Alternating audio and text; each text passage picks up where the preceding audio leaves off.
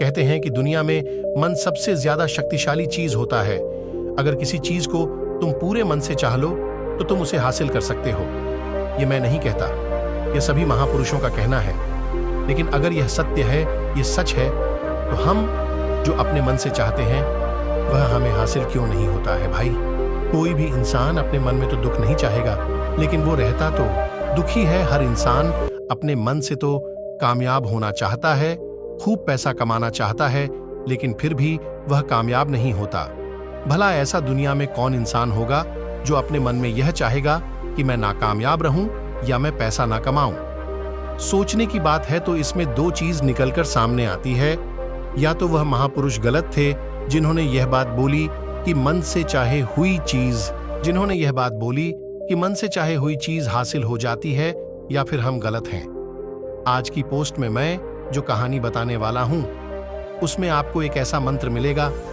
उसे समझने के बाद आपको एक ऐसा मंत्र का पता चलेगा जिससे आप यह समझ पाएंगे कि अपने मन से कोई भी चीज कैसे करवाई जाती है, मन में किसी भी बात का बीज कैसे बोया जाता है।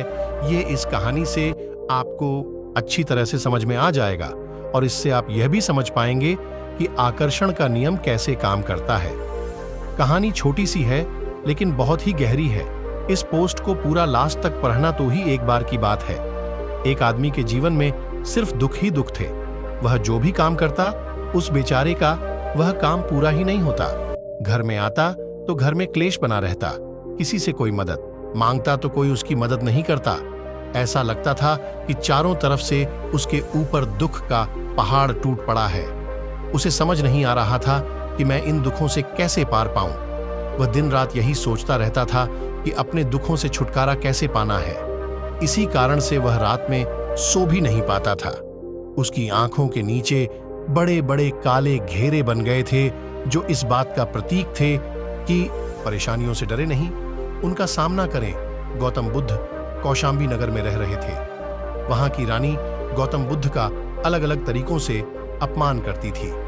रानी ने अपने कुछ लोग बुद्ध को अपमानित करने के लिए और परेशान करने के लिए उनके पीछे लगा दिए थे। रानी के आदेश पर वे सभी लोग बुद्ध का विरोध कर रहे थे, लेकिन बुद्ध ने किसी से कुछ नहीं कहा। उस समय वो दुखों से छुटकारा हासिल करके रहेगा। ऐसे ही एक दिन उसने अपने मित्र से पूछा कि मैं अपने जीवन को कैसे सुधारें।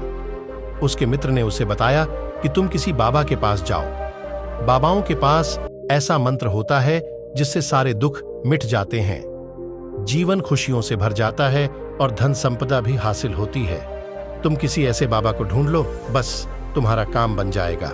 उस आदमी के मन में यह बात पूरी तरह से पक्की बैठ गई कि कोई बाबा ही मेरा दुख दूर कर सकता है, और इसीलिए उसे किसी भी बाबा के बारे में पता चलता तो वह उस बाबा के पास पहुंच जाता, उस बाबा को अपनी समस्या बताता और उससे उसका समाधान पूछता और कहता कि बाबा, मैं कुछ भी करने के लिए तैयार हूं, लेकिन मेरी इन समस्याओं से मुझे छुटकारा दिला दीजिए आप जो। दोस्तों, आगे की कहानी आपको पार्ट 2 में मिलेगी। हम जल्दी ही पार्ट 2 लेकर हाजिर होंगे। वीडियो में बने रहने के लिए हमारे चैनल को सब्सक्राइब करें।